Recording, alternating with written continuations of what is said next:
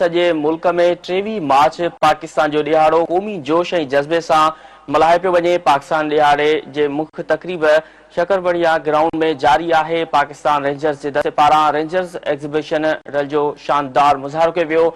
मिराज जंगी जहाज़ ऐं पाकिस्तान जी सुञाणप JF-17 थंडर फ्लाई पास में शामिल हुआ। फ्लाई पास में विंग कमांडर हसन सिद्दीकी जी क़यादत में F-16 जंगी जहाज़नि शानदार मुज़ाहिरो कयो। सदर आसिफ अली ज़रदारी, वज़ीर आज़म शहबाज शरीफ़, अस्करी क़यादत ऐं परॾेही सफ़ीर तक़रीब में शरीक आहिनि। इहा अहम ख़बर आहे जेका अवां सां शेयर करे रहिया आहियूं। सॼे मुल्क में 23 मार्च पाकिस्तान जो ॾियारो क़ौमी जोश ऐं जज़्बे सां मल्हायो पियो वञे। पाकिस्तान ॾियारे जे मुख्य तक़रीब शकरबड़िया ग्राउंड में जारी आहे। पाकिस्तान रेंजर्स जे दस्ते पारां रेंजर्स एग्ज़िबिशन रल जो शानदार मुज़ाहिरो कयो वियो।